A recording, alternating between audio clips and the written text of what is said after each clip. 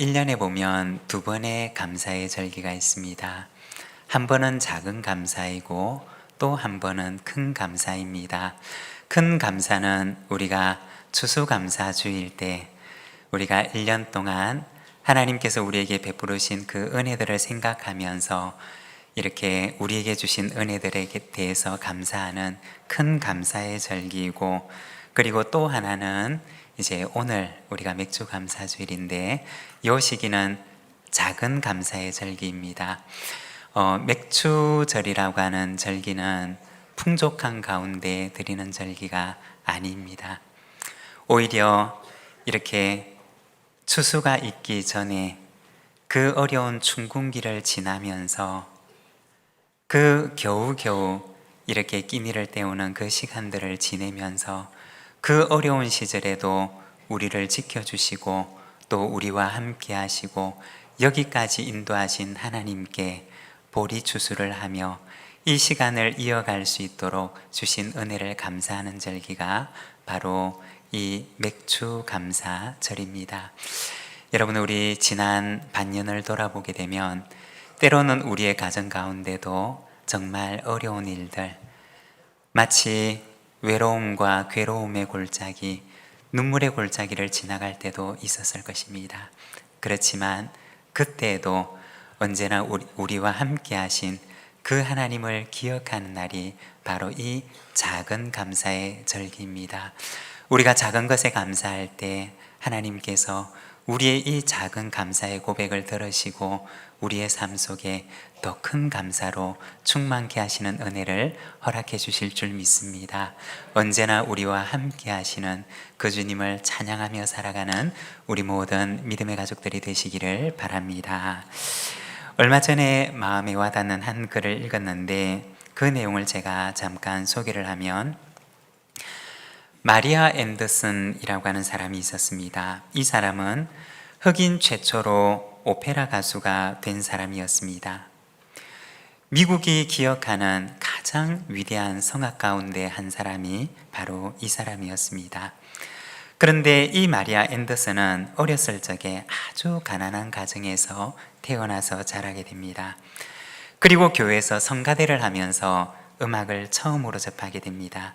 그리고 성악 공부를 시작하게 되었는데 어렵게 시작한 만큼 누구보다도 열심히 이 음악 공부를 했습니다.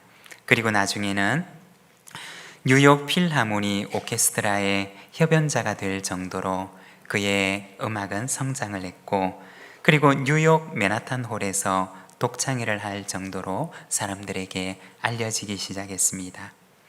그렇지만 또 다른 한편으로는 그 당시에는 흑인에 대한 인종차별이 아주 극심하던 때였는데 흑인이라고 하는 그 이유 하나 때문에 식당 출입을 거절당하는 적도 있었고 또 호텔에서 투숙하는 것도 거부를 당하기도 했습니다.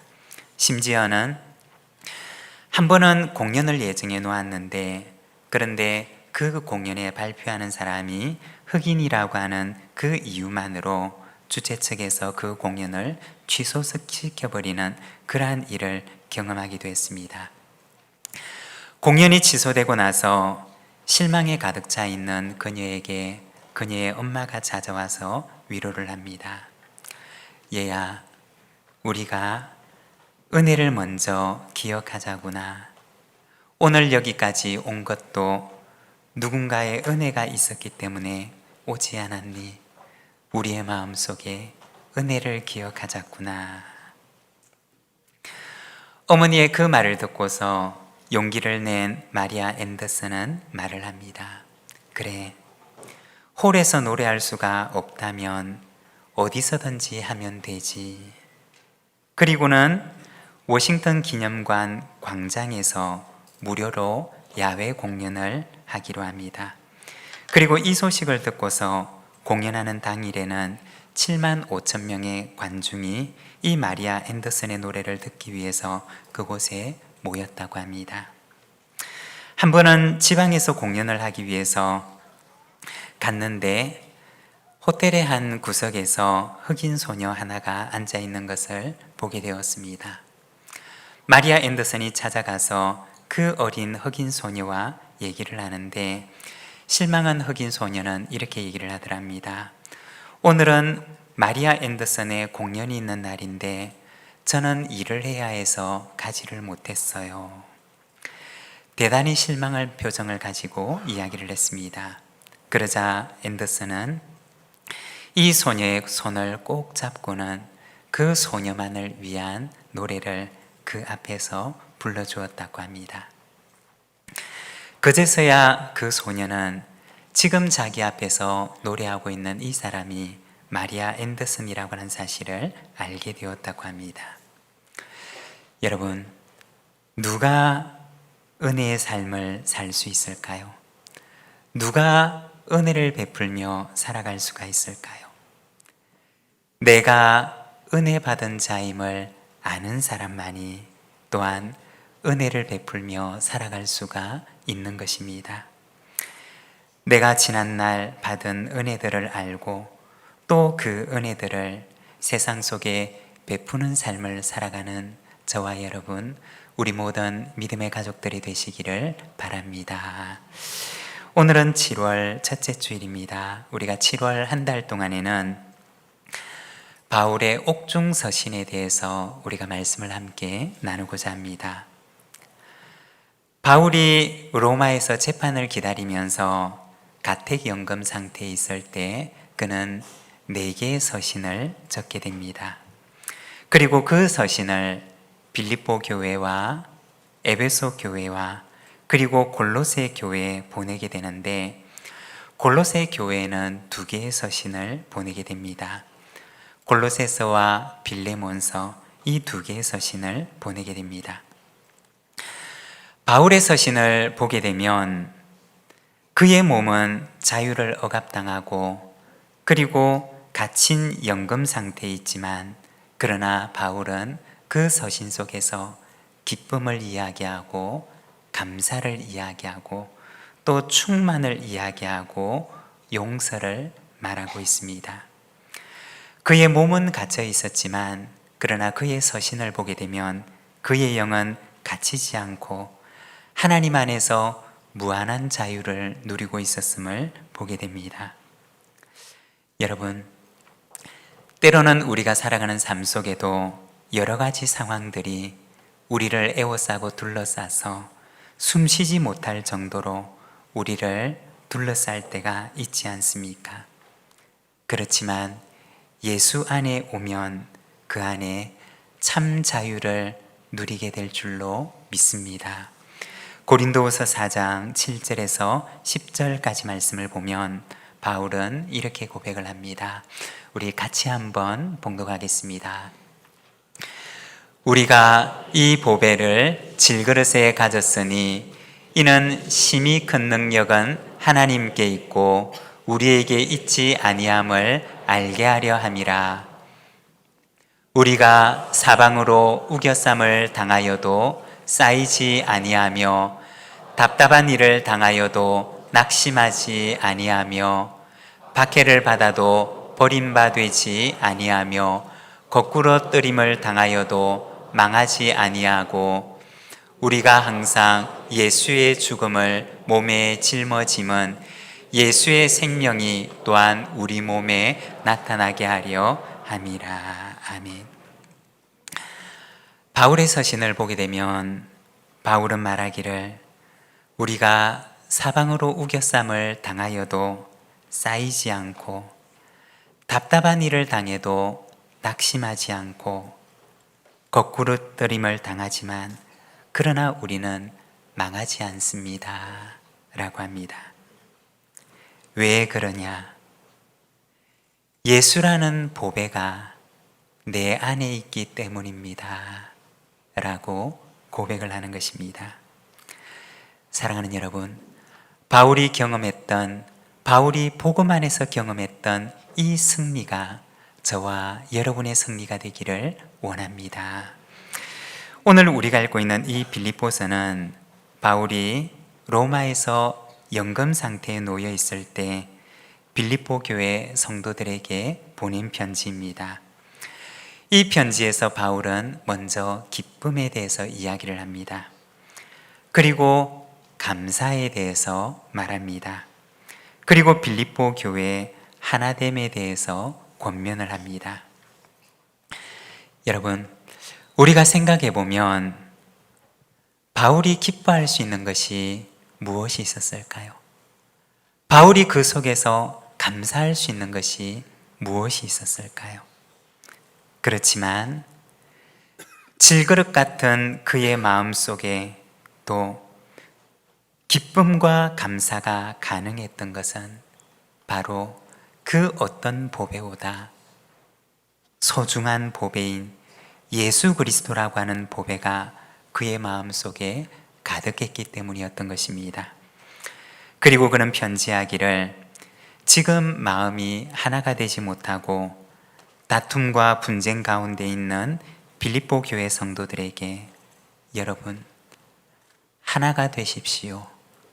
여러분 예수 안에서 하나가 되십시오 라고 그는 복음 안에서 권면을 합니다.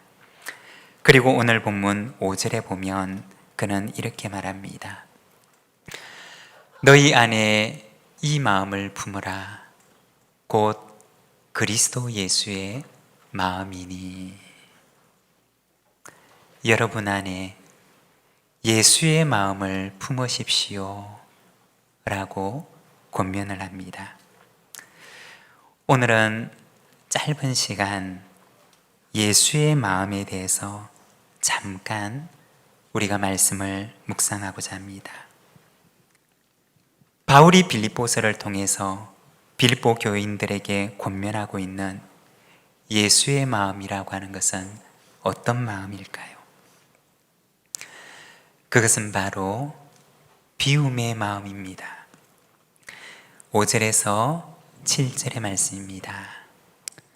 너희 안에 이 마음을 품으라. 곧 그리스도 예수의 마음이니 그는 근본 하나님의 본체시나 하나님과 동등됨을 취할 것으로 여기지 아니하시고 오히려 자기를 비워 종의 형체를 가지사 사람들과 같이 되셨고. 아멘. 아멘. 네, 잘 읽으셔서 감사합니다. 네, 우리가 교회 역사를 보게 되면 사람들이 모인 교회에는 언제나 문제가 있었습니다. 교회이기 때문에 문제가 있었던 것이 아니라 사람들이 모였던 곳이었기 때문에 그곳에도 언제나 문제가 있었습니다. 그 문제는 초대교회 때부터 있었는데 예루살렘 교회에도 문제가 있었고 빌립보 교회에도 문제가 있었고 에베소 교회에도 문제가 있었고 골로새 교회에도 고린도 교회에도 교회는 언제나 이 문제를 그 안에서 이 문제를 안고 그 문제와 싸워야만 했습니다. 그리고 이와 같은 문제들이 바울이 서신서들을 적게 된 배경이 됩니다. 이러한 문제가 많은 교회들을 향해서 바울이 주었던 권면은 무엇이었느냐? 그것은 예수님을 생각하고 예수님께로 돌아가십시오 라고 하는 것이었습니다. 문제가 많은 그 교회들에게 바울이 복음 안에서 해줄 수 있는 말은 오직 예수를 생각하고 우리가 예수님께로 돌아갑시다 라고 하는 말이었던 것입니다. 제가 대학교를 다닐 때 잠깐 선교단체에서 훈련을 받았던 적이 있었습니다. 그리고 그때 성경 공부를 하면서 늘 배웠던 것이 있었는데 그것은 바로 예수님이 해답이다 라고 하는 말이었습니다. 돌아보면 정말 예수님 안에 우리의 인생의 모든 해답이 들어있었던 것을 보게 됩니다. 오늘은 우리가 전 세대 예배를 드리고 있으니까 잠깐 저의 학창 시절을 돌아보게 되면 학창 시절을 생각을 해보면 언제나 갭이 있었던 것을 생각을 합니다. 오늘 나의 현재와 그리고 나의 미래 사이에는 갭이 있었고, 그리고 내가 바라는 이상과 그리고 오늘 나의 현재의 모습 속에서는 갭이 있었습니다. 그리고 이 갭 사이에서 언제나 제 안에는 두 가지 마음이 있었던 것을 기억을 합니다. 한 가지는 오늘 나의 모습을 보고 실망하는 마음이었습니다. 내일은 언제나 나에게는 다가오지 않은 미래였기 때문에 언제나 마음속에는 불안한 마음이 있었고, 정말 내가 꿈꾸는 미래에 도착할 수 있을까라고 하는 그 불안이 언제나 저의 마음속에 있었던 것을 기억합니다. 그런데 돌아보게 되면, 오늘 나의 모습을 보게 되면 실망이 되었지만, 그러나 성경을 보고 기도를 하게 되면 마음속에 용기가 솟아나는 것을 경험했던 기억이 있습니다. 할 수 있을 거야. 할 수 있어. 나에게 능력을 주시는 분 안에서 내가 모든 것을 할 수가 있어. 라고 하는 용기가 저의 마음속에 생겼던 기억이 있습니다. 그리고 돌아보면 그 용기가 저로 하여금 꿈꾸는 내일을 향해서 낙심하지 않고 전진할 수 있는 힘이 되었던 것을 기억합니다. 실망과 불안 가운데 있는 나에게 예수님은 언제나 해답이셨던 것입니다. 그러면 지금은 어떠할까요? 지금도 역시 마찬가지입니다. 예수님은 내가 바라보고 걸어가야 할 내 인생의 표대가 되어서 오늘도 나의 인생을 주님을 향하여 이끌고 계십니다. 그리고 돌아보면 예수님은 언제나 옳으셨고 예수님은 언제나 맞으셨습니다. 예수님은 언제나 오답이 아니라 내 인생의 정답이 되셨습니다. 여러분, 예수님이 우리의 인생의 해답이심을 믿으시기를 바랍니다. 그리고 예수님을 바라보고 예수님의 음성을 들으며 예수님을 따라가시기를 바랍니다. 그 안에 우리의 모든 인생에 해답이 있는 줄로 믿습니다. 오늘 말씀에 보면 다툼과 분열의 상황 속에 있는 빌립보 교회를 향해서 바울은 여러분, 예수의 마음을 품으십시오 라고 권면을 합니다. 예수님께로 돌아가십시오. 우리가 예수님께로 돌아갑시다 라고 권면을 하고 있는 것입니다. 그 예수님의 마음은 어떤 마음이냐? 오늘 말씀에 보면 그 마음은 바로 비움의 마음입니다. 오늘 말씀에 보면 대표되는 두 단어가 있는데 6절에 나오는 취하다 라고 하는 말과 7절에 나오는 비우다 라고 하는 말입니다. 이 취하다 라고 하는 말은 그 본래 뜻이 움켜쥐다 라는 뜻입니다. 놓지 않으려고, 빼앗기지 않으려고 두 손을 꽉 움켜쥐는 행위가 바로 이 취하다 라는 의미입니다. 반대로 비우다라고 하는 말은 움켜쥔 것을 놓는 행위를 말하는 것이고 그 안에 가득 차 있는 것을 비워내는 행위를 가리키는 말입니다. 그러면 이 둘 가운데 예수님의 행위는 어떤 것이었을까요? 예수님께서는 움키지 않으시고 자기를 비우셨음을 말씀하십니다. 빌립보서 4장 2절에 보면 빌립보 교회 가운데 예수의 마음을 품지 못했던 두 사람을 보여주고 있습니다. 빌립보서 4장 2절의 말씀을 보면 내가 유오디아를 권하고 순두개를 권하노니 주 안에서 같은 마음을 품으라고 말을 합니다. 그리고 4장 4절에 보면 너희 관용을 모든 사람에게 알게 하라 주께서 가까우시니라고 합니다. 주께서 가까우시다는 말은 우리의 인생이 길지 않다는 말입니다. 우리가 돌이킬 수 있는 시간이 얼마 남지 않았다는 말입니다. 우리에게 남아있는 시간이 그리 길지 않다는 말입니다. 이 유오디아와 순두계는 어떤 사람들이었느냐? 성경을 연구하는 학자들에 따르면 아마도 이 두 사람 중에 한 사람은 빌립보 교회의 설립자가 되었던 사도행전 16장에 나와 있는 자색 옷감 장사 루디아였을 것이라고 이야기를 합니다. 이 유오디아와 순두계라고 하는 사람은 빌립보 교회의 리더십을 가진 사람이었습니다. 처음에는 이 사람들의 그 헌신이 교회에 큰 유익이 되었던 사람들이었습니다.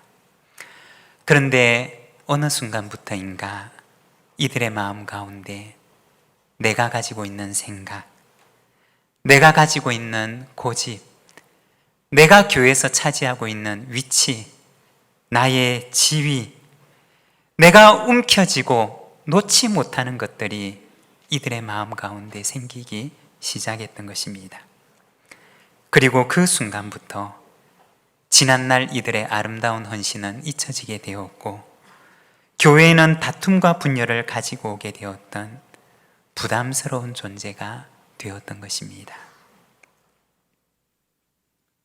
여러분, 해답은 어디에 있는 것일까요? 이 빌립보 교회가 그리고 유오디아와 순두계가 이 문제를 풀어야 하는 그 해답은 어디에 있는 것일까요? 그것은 바로 예수께로 돌아가는 것이었습니다. 예수의 마음을 그의 마음속에 다시 회복하는 것이었습니다. 사랑하는 여러분, 우리의 인생의 해답은 예수님에게 있는 줄로 믿습니다. 우리가 돌아가야 할 그곳은 바로 예수님인 줄 믿습니다. 우리가 품어야 하는 그 마음은 바로 예수님의 마음인 줄로 믿습니다. 우리의 삶의 문제가 다가오면 언제나 예수께로 돌아가는 우리 모든 믿음의 가족들이 되시기를 바랍니다. 예수님의 그 비우심에 하나님께서는 어떻게 역사하셨을까요? 9절에서 11절 말씀을 우리가 함께 봉독하겠습니다. 이러므로 하나님이 그를 지극히 높여 모든 이름 위에 뛰어난 이름을 주사 하늘에 있는 자들과 땅에 있는 자들과 땅 아래에 있는 자들로 모든 무릎을 예수의 이름에 꿇게 하시고 모든 입으로 예수 그리스도를 주라 시인하여 하나님 아버지께 영광을 돌리게 하셨느니라. 아멘. 모든 것을 비우신 예수님에게 성부 하나님께서는 성자 예수님을 지극히 높여주시는데 모든 이름 위에 뛰어난 이름을 주심을 말씀하십니다. 우리는 생각할 때 예수님처럼 내 것을 다 비우게 되면 나에게는 아무것도 남지 않을 것 같지만 그러나 그곳에는 어떤 일들이 일어나느냐? 하나님께서 하나님의 것으로 비어있는 그곳을 채우시는 역사가 일어나게 됩니다. 예수의 마음을 품고 예수님을 따라가면 하나님께서 하나님의 것으로 나를 채우시는 역사가 일어나게 될 줄로 믿습니다. 어린 아이는 자기 손에 있는 것이 제일 좋은 것인 줄 알고 그것을 움켜쥐고 놓으려고 하지 않습니다. 그렇지만 이것을 놓아야지만이 엄마와 아빠가 더 좋은 것을 이 아이의 손에다가 지워질 수가 있는 것입니다. 오늘도 예수님의 마음을 품고 비움의 마음과 낮아짐의 마음과 겸손의 마음으로 예수의 길을 따라가며 우리 안에 하나됨을 이루며 살아가는 우리 부산진교회 모든 믿음의 공동체가 되기를 소망합니다. 오늘 우리에게 주신 말씀을 생각하면서 우리 함께 기도함으로 하나님 앞에 나아가겠습니다.